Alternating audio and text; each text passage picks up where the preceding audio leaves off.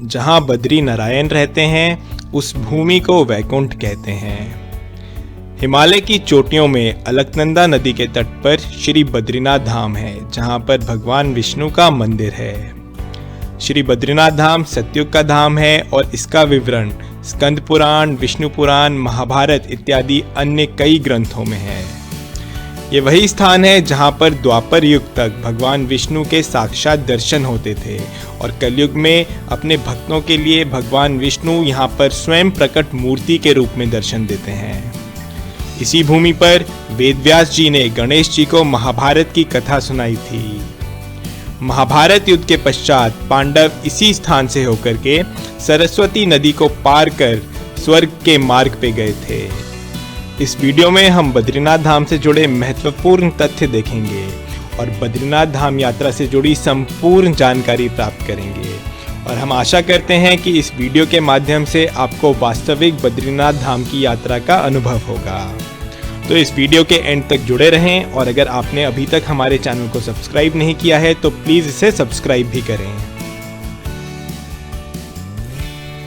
जहां बद्री नारायण रहते हैं उस भूमि को वैकुंठ कहते हैं। जी हाँ दोस्तों, बद्रीनाथ धाम माँ लक्ष्मी के नाथ श्री विष्णु जी का निवास स्थल है।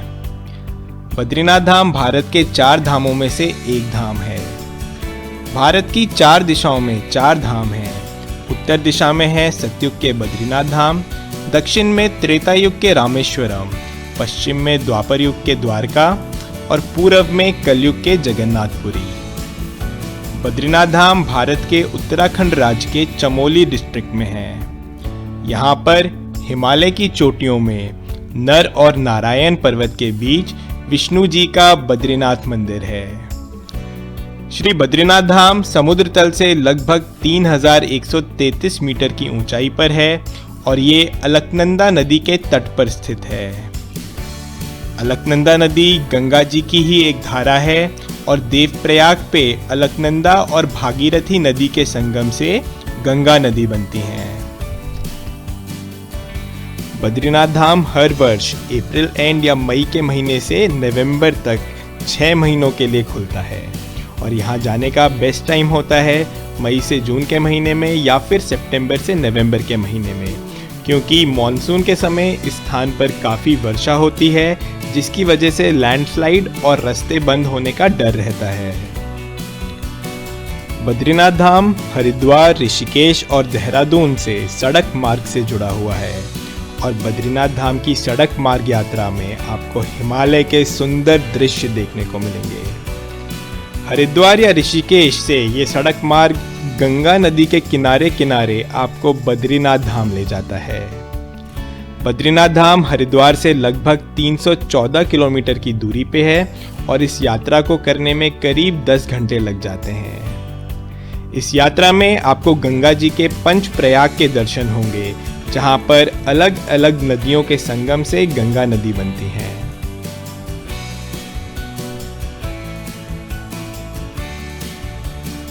विष्णु प्रयाग से करीब 32 किलोमीटर आगे जाकर के है श्री बद्रीनाथ धाम। आप हरिद्वार, ऋषिकेश और देहरादून तक ट्रेन से आ सकते हैं और इसके आगे आप सड़क मार्ग का इस्तेमाल करके बद्रीनाथ धाम तक आ सकते हैं। हरिद्वार, ऋषिकेश और देहरादून से बद्रीनाथ जाने के लिए टैक्सी एवं बस की सुविधाएं उपलब्ध हैं।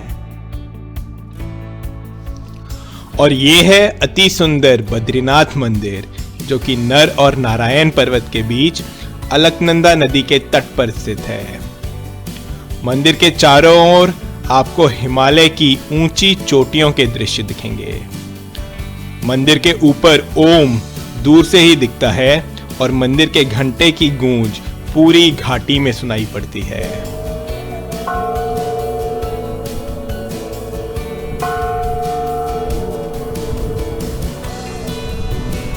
मंदिर तक जाने के लिए आपको पुल से अलकनंदा नदी को पार करना पड़ता है और पुल पार करने के बाद आप देखेंगे बद्रीनाथ मंदिर का सुंदर दृश्य, जहां पर श्रद्धालु पूरी भक्ति भाव से विष्णु जी के दर्शन करने के लिए प्रतीक्षा करते हैं। मंदिर के गर्भगृह में भगवान विष्णु की काले संगमरमर की 1 मीटर ऊंची मूर्ति है। साथ ही साथ मंदिर के अंदर अन्य देवी देवताओं की भी मूर्तियां हैं।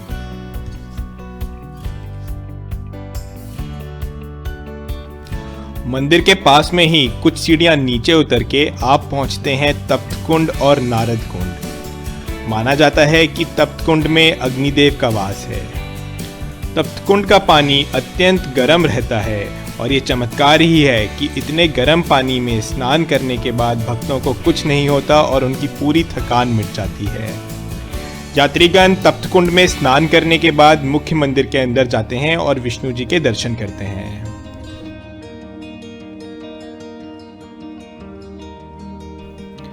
श्री बद्रीनाथ धाम सतयुग का धाम है और सतयुग से ही भगवान विष्णु यहाँ पर विराजमान हैं। किंतु इस मंदिर की पुनर्स्थापना आदि शंकराचार्य जी ने 8वीं सदी में करवाई थी। मंदिर के अंदर जो मूर्ति स्थापित है वो आदि शंकराचार्य जी को अलकनंदा नदी में नारद कुंड में मिली थी। आदि शंकराचार्य जी ने इस मूर्ति को नारद कुंड से निकालकर तप्त कुंड के पास स्थापित किया था। फिर 16वीं सदी में गढ़वाल के राजा ने इस मूर्ति को मुख्य मंदिर में स्थापित किया था। भूकंप के कारण यह मंदिर ध्वस्त हो गया था, तो जयपुर के राजा ने इस मंदिर का पुनर्निर्माण करवाया था।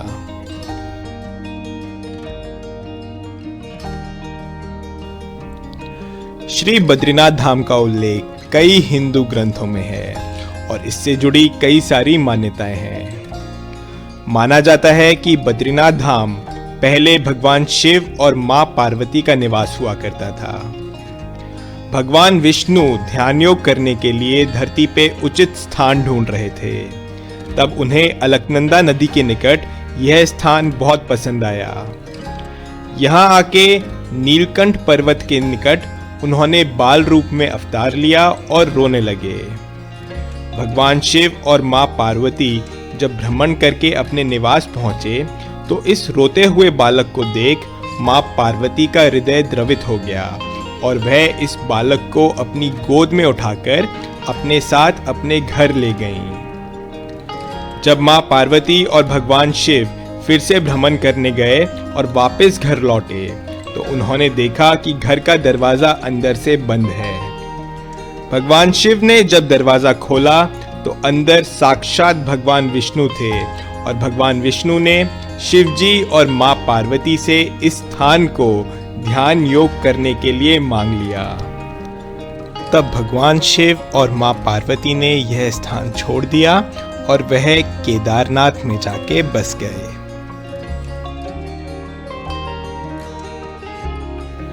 कथाओं के अनुसार जब भगवान विष्णु यहाँ पर ध्यान योग में लीन थे तब यहाँ का मौसम खराब होने लगा और यहाँ पर काफ़ी वर्षा और हिमपात होने लगा। किंतु भगवान विष्णु यहाँ पर तपस्या में इतने लीन थे कि उन्हें खराब मौसम का पता ही नहीं चला। अपने नाथ को इस अवस्था में देख भगवान विष्णु की पत्नी माँ लक्ष्मी इस स्थान पर आईं और उन्होंने विष्णु जी के समीप खड़े होकर के एक बेर के वृक्ष का रूप ले लिया। इससे माँ लक्ष्मी ने बेर के वृक्ष के रूप में समस्त हिमपात और वर्षा अपने ऊपर ली और अपने पति विष्णु जी को खराब मौसम से बचाया। कई वर्षों के बाद जब विष्णु जी की तपस्या खत्म हुई तब उन्होंने देखा कि माँ लक्ष्मी ने वृक्ष का रूप लेकर के उन्हें खराब मौसम से बचाया। तब विष्णु भगवान ने कहा कि हे देवी, आपने मुझसे कठिन तपस्या करी है, इसलिए इस स्थान को आपके नाम से जाना जाएगा। बद्री का अर्थ होता है बेर और माँ लक्ष्मी ने यहाँ पे बेर के वृक्ष का रूप लिया और तभी इस स्थान का नाम पड़ा बद्रीनाथ, यानी कि माँ लक्ष्मी के नाथ श्री बद्रीनाथ। माना जाता है कि द्वापर युग तक भगवान विष्णु यहाँ पर साक्षात दर्शन दिया करते थे और कलयुग में अपने भक्तों के लिए भगवान विष्णु यहाँ पर स्वयं प्रकट मूर्ति के रूप में दर्शन देते हैं। बद्रीनाथ मंदिर के निकट अन्य कई प्राचीन स्थल हैं जो कि काफी महत्व रखते हैं। तप्त कुंड के बारे में हम पहले ही देख चुके हैं और तप्त कुंड के पास ही है नारद कुंड जो कि अलकनंदा नदी में एक विशाल पत्थर से बनने वाला कुंड है। जो काले संगमरमर की मूर्ति बद्रीनाथ मंदिर में स्थापित है वो आदि शंकराचार्य जी को इसी नारद कुंड में मिली थी। नारद कुंड और तप्त कुंड के पास में ही है ब्रह्म कपाल, जहां पर यात्रीगण अपने पितरों का पिंडदान कराते हैं। अब चलते हैं बद्रीनाथ धाम से लगभग 3 किलोमीटर आगे माना गांव में। माना गांव इस मार्ग पे भारत का आखिरी गांव है जो कि सरस्वती नदी के किनारे है। बद्रीनाथ धाम के दर्शन के बाद यात्रीगण माना गांव भी जाते हैं।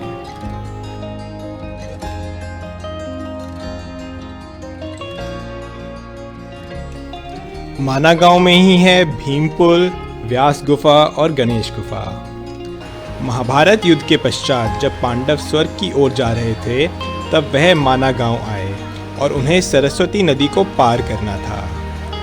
पांडवों ने सरस्वती नदी से प्रार्थना करी कि उन्हें स्वर्ग जाने का मार्ग दें, किंतु जब सरस्वती नदी ने उनकी प्रार्थना नहीं सुनी तब भीम ने सरस्वती नदी के ऊपर एक विशाल शिला रख दी, जिसकी सहायता से पांडवों ने सरस्वती नदी को पार किया। इस शिला को भीमशिला के नाम से जाना जाता है और इसके नीचे से सरस्वती नदी बहती है।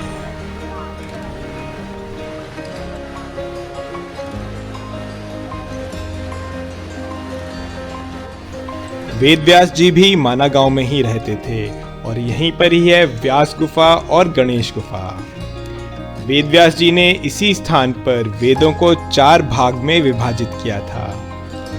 इसी स्थान पर वेदव्यास जी ने गणेश जी से महाभारत लिखने के लिए निवेदन किया था। माना जाता है कि इन्हीं गुफाओं में वेदव्यास जी ने गणेश जी को महाभारत की कथा सुनाई और गणेश जी ने संपूर्ण महाभारत इसी स्थान पर लिखी।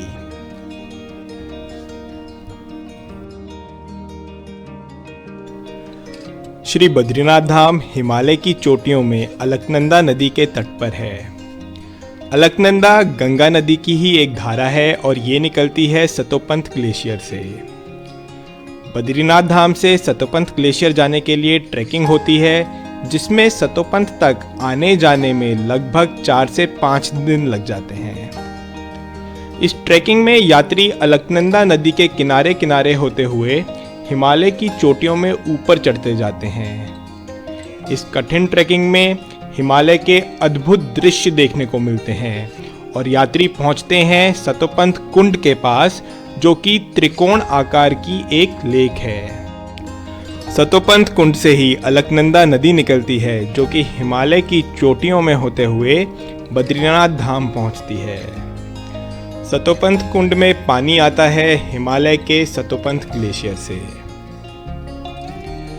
इसके अलावा माना गांव से आगे जाके वसुधारा फॉल्स भी आते हैं, जहां पर यात्री ट्रैकिंग पे जाते हैं।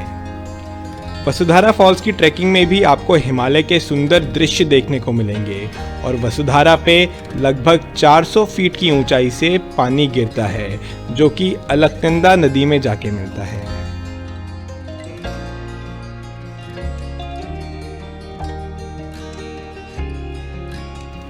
ये है उत्तराखंड में बसी देवभूमि, जहां पर मनुष्य के मन को शांति मिलती है। जय बद्री विशाल, जय बद्री विशाल, जय बद्री विशाल। तो दोस्तों, ये है बद्रीनाथ जी की कहानी और श्री बद्रीनाथ धाम यात्रा से जुड़ी जानकारी। हम आशा करते हैं कि आपको ये वीडियो अच्छा लगा होगा। बद्रीनाथ धाम की तरह ही हमने अपने चैनल पे और भी कई वीडियो डाल रखे हैं, गंगोत्री, यमुनोत्री, केदारनाथ, द्वादश ज्योतिर्लिंग, ऋषिकेश इत्यादि के ऊपर, जिन्हें आप हमारे चैनल पे जाके देख सकते हैं। और आप प्लीज़ हमारे चैनल को सब्सक्राइब भी करें और अगर ये वीडियो पसंद आया हो तो इसे लाइक और शेयर अवश्य करें।